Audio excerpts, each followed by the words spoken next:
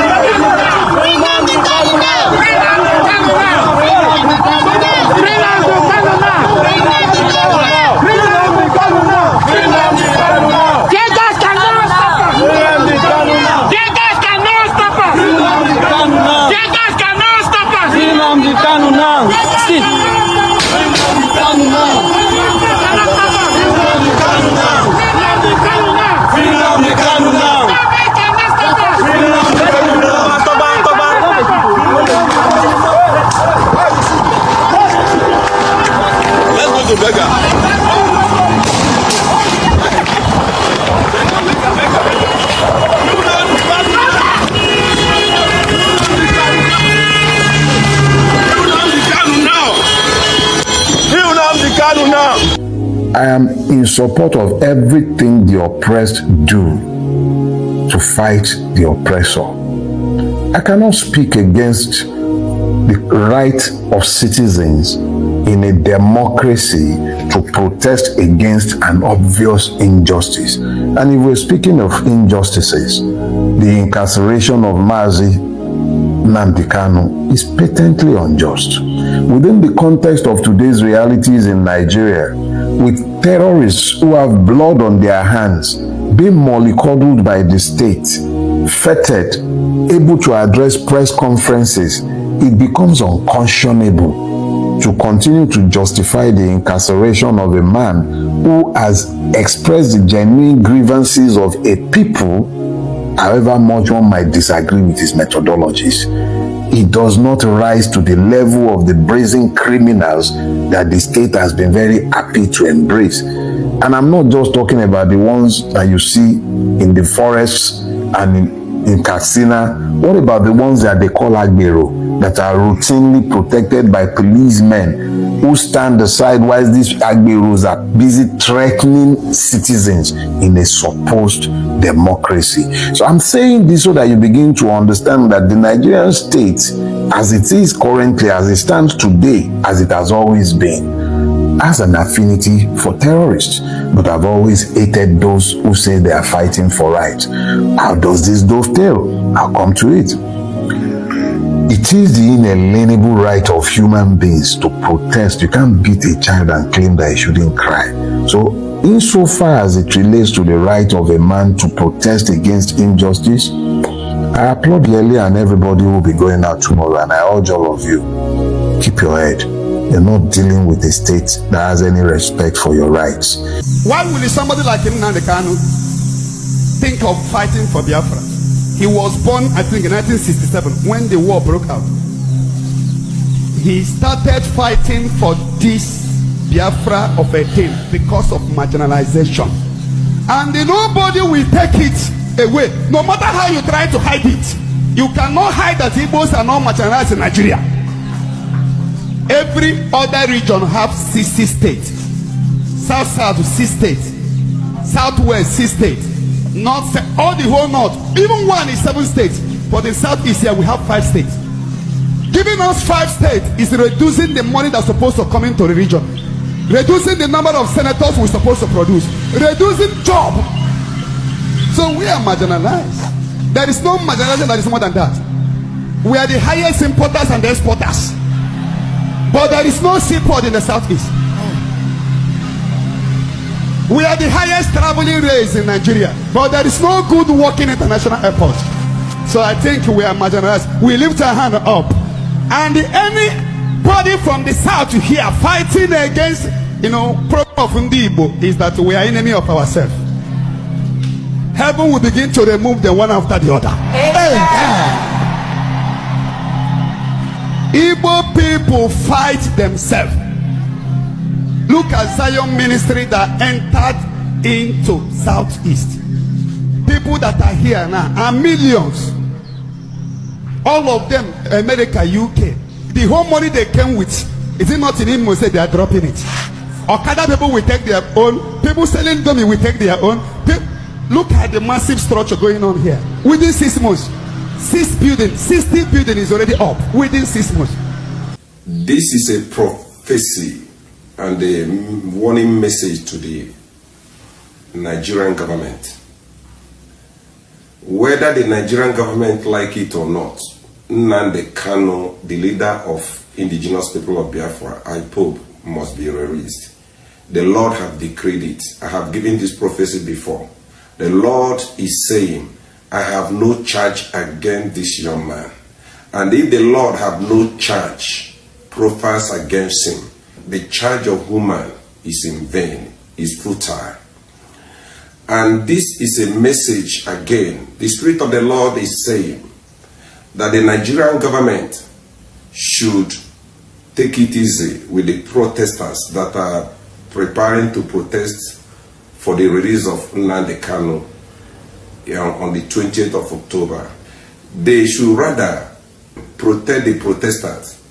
Any attempt to stop them, any attempt to harm them into prison, to detain them, to arrest them, is going to turn out chaos. I have given this prophecy before. So Nigerian government should be careful on how to handle these protesters in coming days.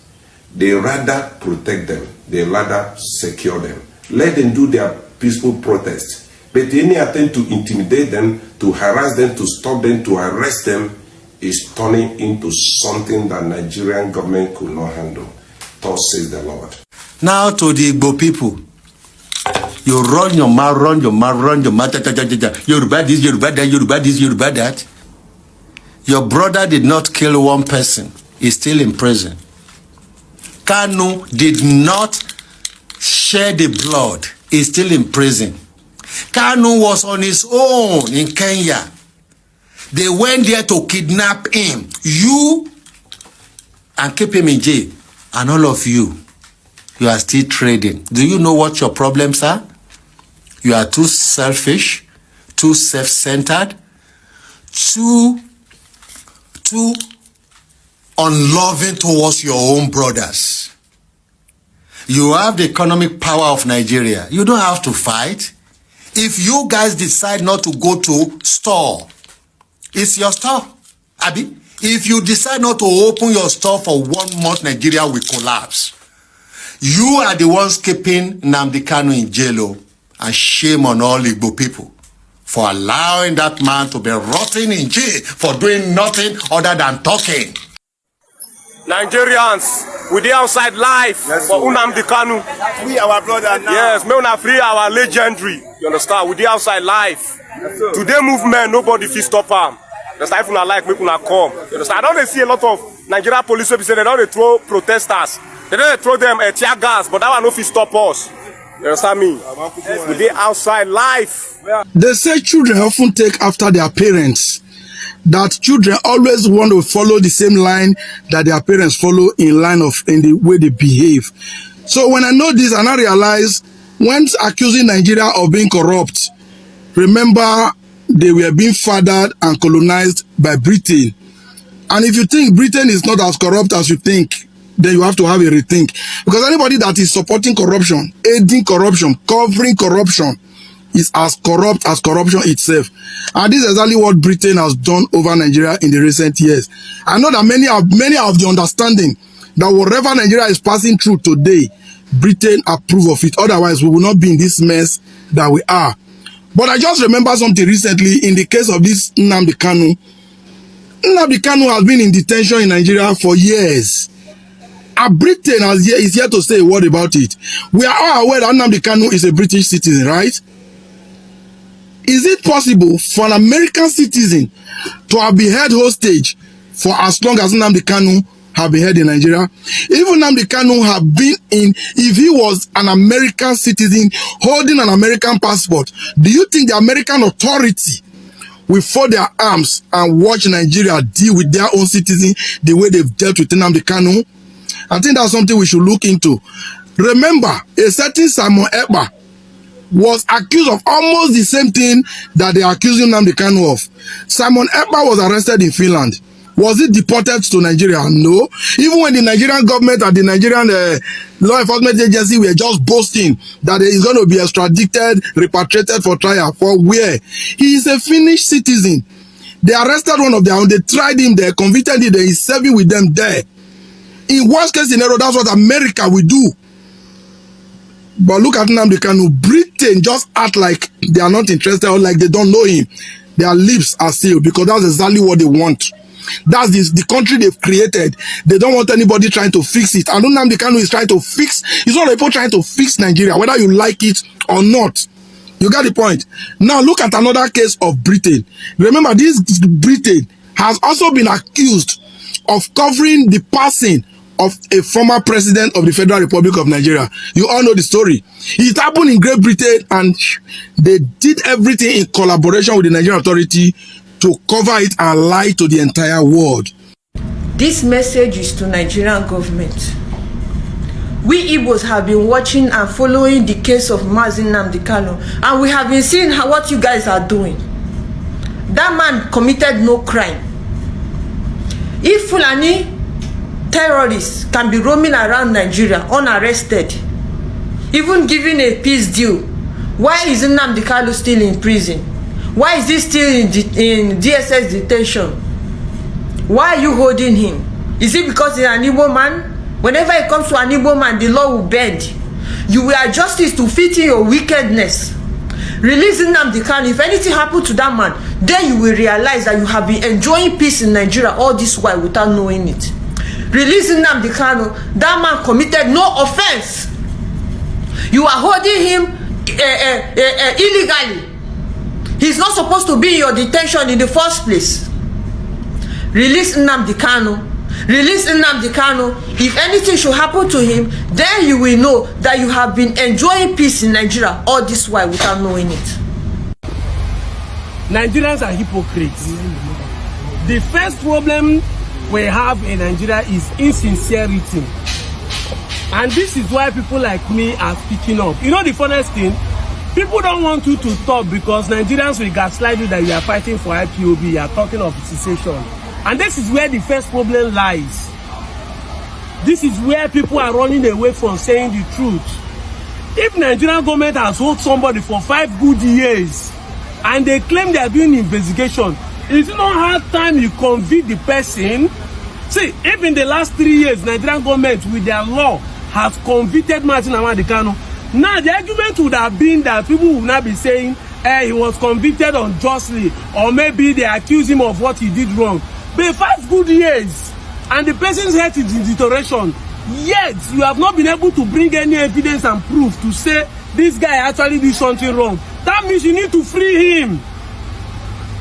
That is my position. If somebody has committed a crime, 5 years is enough for you to investigate and convict the person guilty and send him to jail. Let the person know say he's serving his jail term. Instead of you keeping the person and be playing pranks and deception back and forth going to court. Nigerian government should do something, or else we are telling us that the rule of law is not obeyed. You are telling us that the judiciary has been hijacked. You are telling us there is no fairness, no equity, no justice in Nigeria.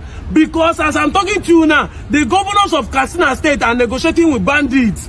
5 local governments with 5 different bandit groups are being negotiated to have freedom and peace deal with the state government, including with the federal in extension. Meanwhile, somebody you claim that you have not been able to find anything is rotting in jail. It's not fair.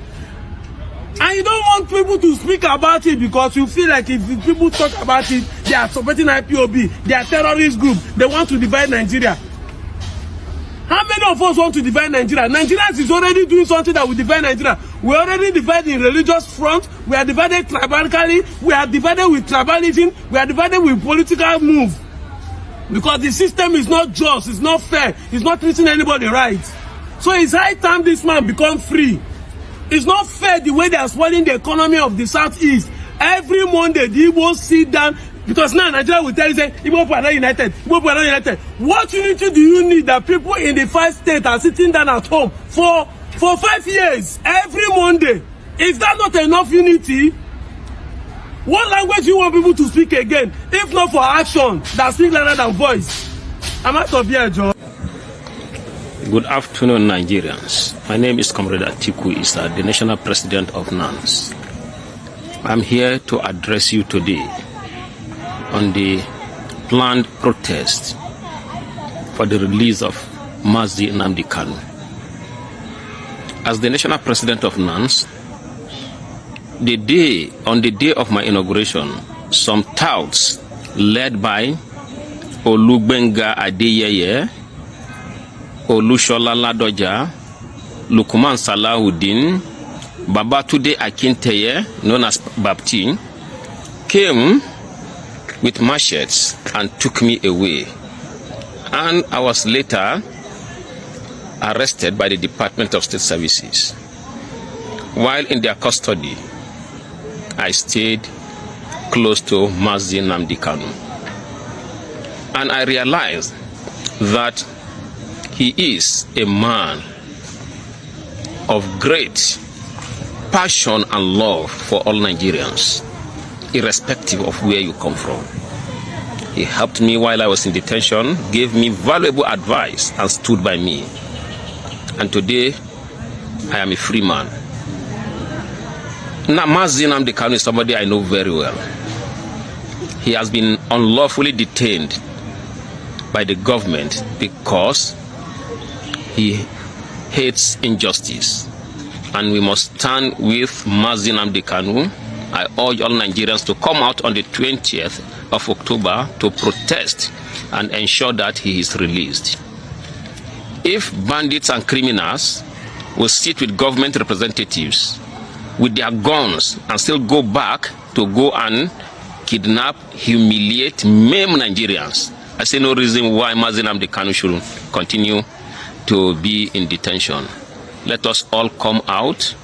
It is not the fault of these criminals in government that people are suffering today, but because people have become docile. They accept anything, and that is why these people will continue to humiliate those docile Nigerians. Let us all come out en masse. The power of unity is stronger than the power of those in government.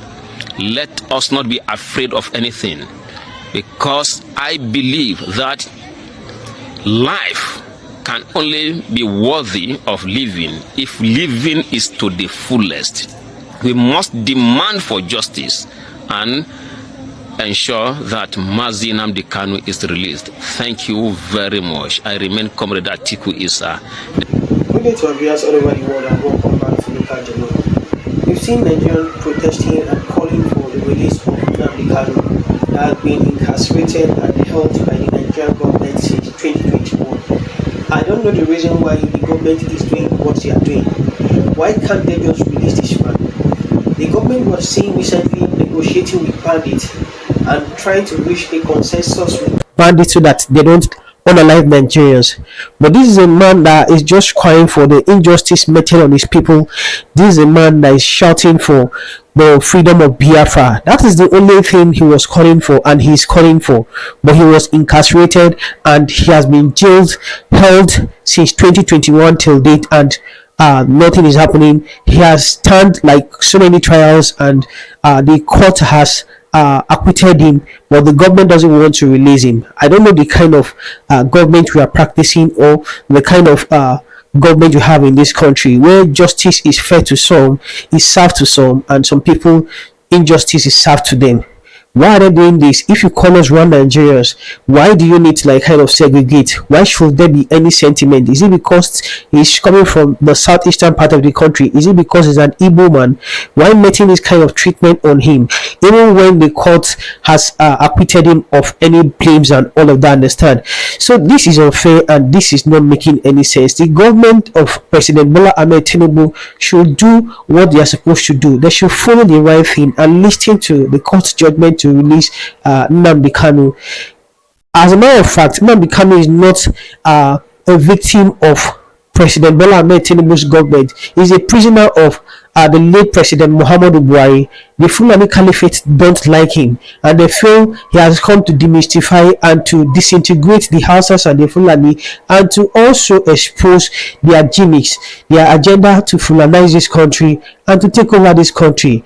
And that was where the sheer hatred against Nnamdi Kanu started by the Buhari's government, and that was why they did everything they could to arrest him. Now you are a southerner and you are the person in power now. If you want to get